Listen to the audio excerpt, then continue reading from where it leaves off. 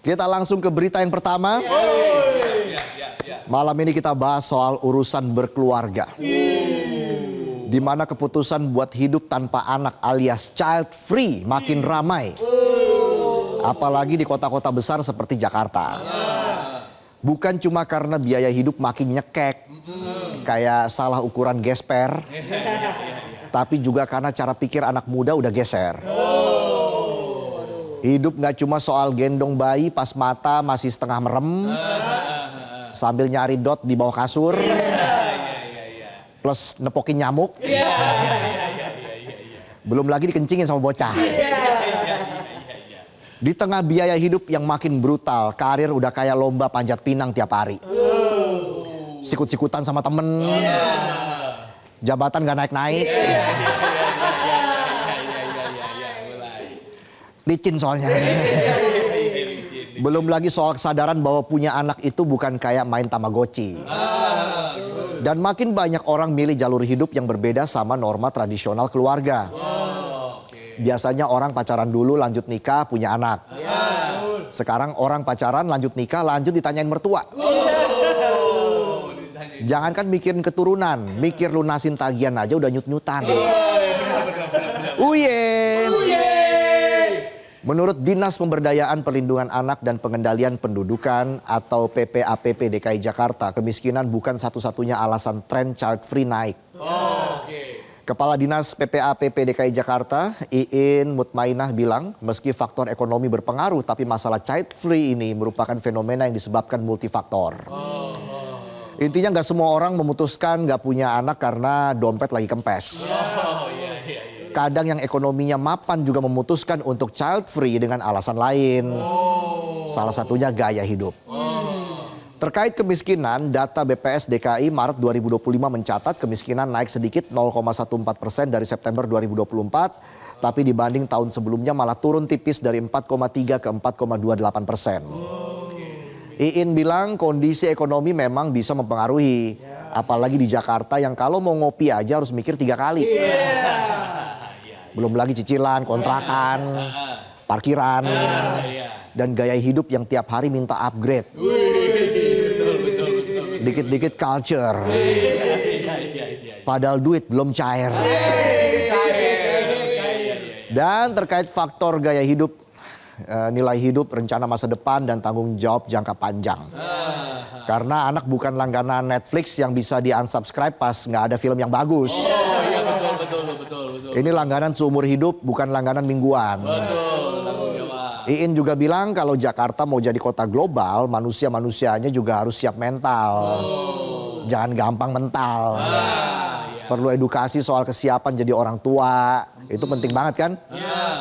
Soalnya sekarang banyak yang lebih siap buka aurat daripada buka obrolan soal pola asuh. Dinas PPAPP juga lagi gaspol urusin bonus demografi. Mumpung penduduk usia produktif lagi banyak, harus dimanfaatin. Karena percuma banyak yang muda kalau kerjaannya scroll video terus FOMO, plonga-plongo lihat saldo, saldonya kosong. Pinjol lagi. Iin ngingetin negara-negara maju yang kelahiran anaknya jeblok sekarang jumlah kakek nenek ngalahin jumlah orang kerja.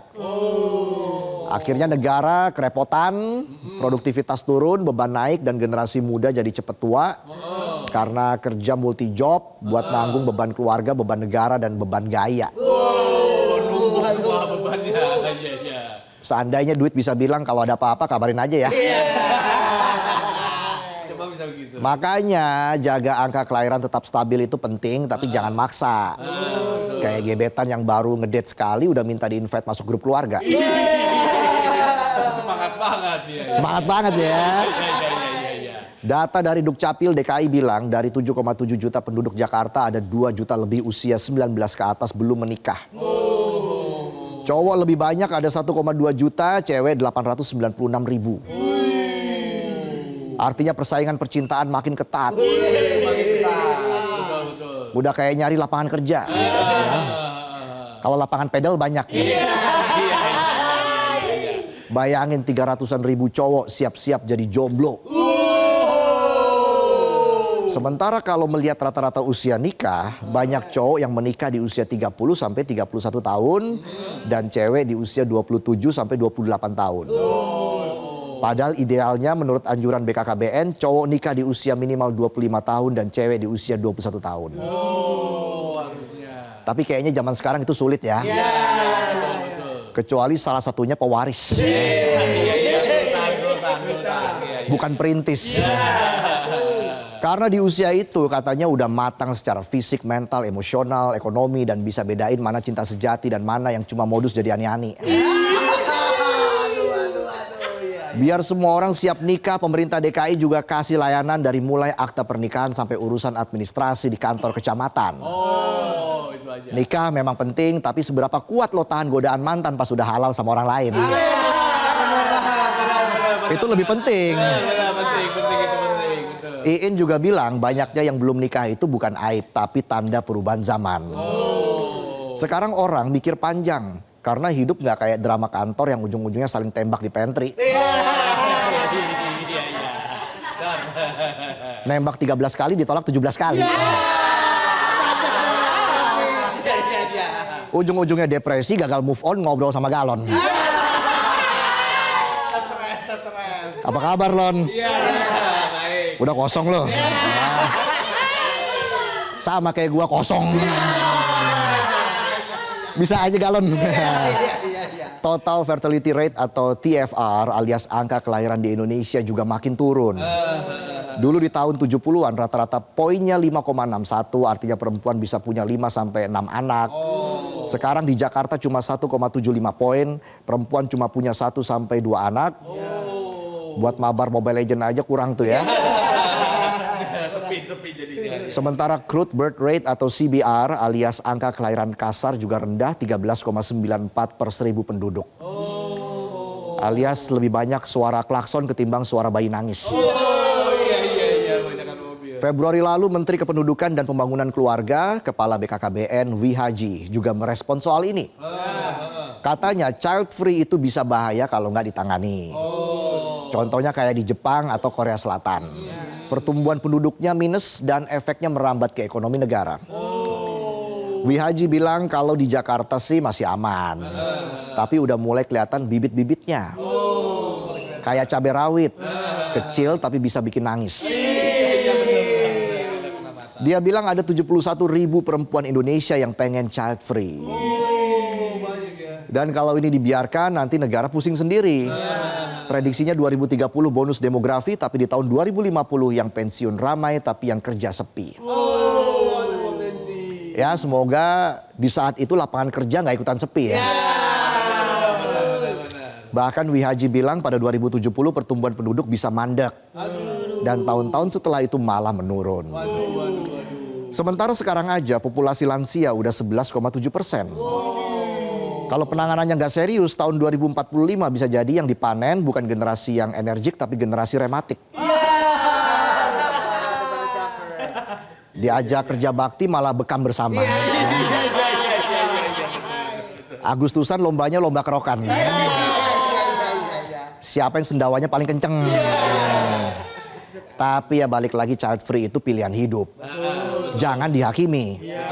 Apalagi dijadikan bahan nyinyir grup keluarga. Setiap orang punya hak untuk memilih jalan hidupnya sendiri. Nggak semua orang cocok punya anak. Dan nggak semua orang tahan sama tuntutan mertua.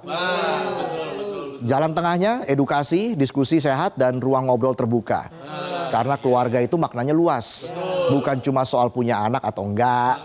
Tapi soal jujur, saling dukung, dan saling mencintai. Bisa aja saya. Meskipun saldo cuma cukup buat beli mie 2 bungkus sama telur 1 biji, nggak masalah. Asal makannya berdua sop-sopan. Kalau habis itu berantem bukan urusan gua. Gua aja udah pusing. Tapi satu hal yang nggak boleh kita lupa, kalau makin banyak orang mutusin buat child free, sementara negara nggak siap sama dampaknya, ya siap-siap aja kita bakal keteteran. Negara ini nggak bisa cuma bangga bonus demografi, tapi nggak ada strategi jangka panjang selain nyuruh nikah cepet dan suruh punya anak. Pemerintah harusnya nggak cuma rajin ngasih imbauan soal usia nikah atau target kelahiran. Tapi juga harus nyiapin jawabannya. Sepakat. Nih orang kalau punya anak, biaya sekolahnya gimana? Betul. Kalau mau nikah, kerja stabilnya di mana? Ada benar itu. Kalau disuruh beranak pinak demi negara, negara bisa bantu apa? Iya, sepakat. Jangan cuma modal slogan, ayo punya anak. Tapi pas rakyat minta bantuan, jawabannya sabar aja ini ujian.